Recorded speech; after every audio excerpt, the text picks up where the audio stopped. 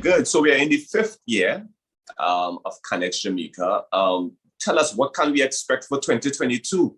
Are there any surprises, or you're keeping all in the bag, or what can we expect for 2022? Well, this is our fifth edition, but our seventh year, right? Because we've had two for COVID. But, you know, our focus this year has really been on sort of revitalizing the industry a little bit, you know, like bringing the different players together.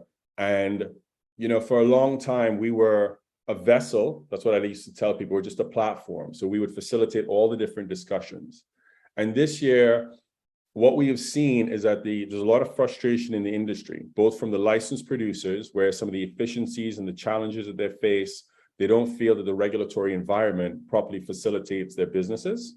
From the regulators, in the sense that, you know, they're trying their best, but they're not really clear, I think, in some instances, on what the real key points and the hot buttons are to help to progress the industry, right?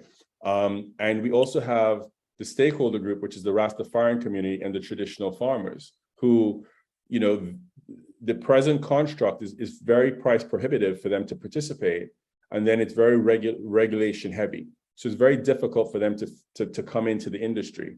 And so we wanted to get all these stakeholders who have been operating from our perspective independently, and even in their groups independently.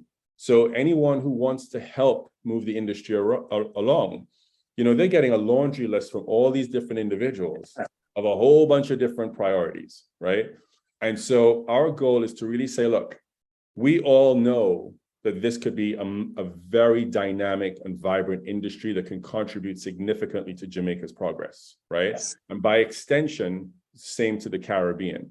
You know, in the Caribbean, so many of our industries are predicated on what I call the distribution margin, you know, importing the goods and the difference between that distribution price, the wholesale price, and the retail price. That's all that stays in our economies. We now have an opportunity to go straight from source.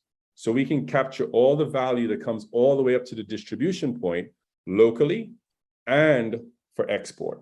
So it has massive economic implications for the Caribbean. And with such small communities, small populations, you know, this can really manifest into something pretty tremendous from an economic perspective. Yeah. And so we want to see that. So again, we want to bring, our real goal this year is to bring all the parties together. Let's understand what some of the challenges are. Let's reconnect on a personal level. And now let's formulate plans to move forward.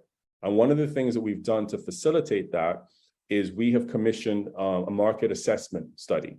So we've contracted an economist by the name of Bo Whitney with Whitney Economics. And Bo has tremendous experience in preparing these sorts of reports and projections around cannabis. He's done it globally in different jurisdictions. So he's going to present that report for the which will represent the entire Caribbean, right? And it's also broken down by country. And we truly feel that that's a really important step in helping people to understand what's the data that's driving the opportunity and what the future can look like if we roll out this industry in a smart and efficient manner. So that's a huge point. So it's not a surprise so much, but it's something that we're looking forward to, because we feel that it's been a gap in the industry. And so that's what we want to present and really showcase for the industry. Additionally, you know, we have four keynote speakers who are women, very successful women in the industry. And, you know, cannabis is a female plant, and there's a parallel to now we're showcasing these women who each independently, you know, this is not some sort of like cool thing to do for us. You know, this was literally, we should get this speaker, we have an opportunity to speak to this speaker and this speaker. And you're like, whoa, hold on a minute, it's four women. How did that happen, right?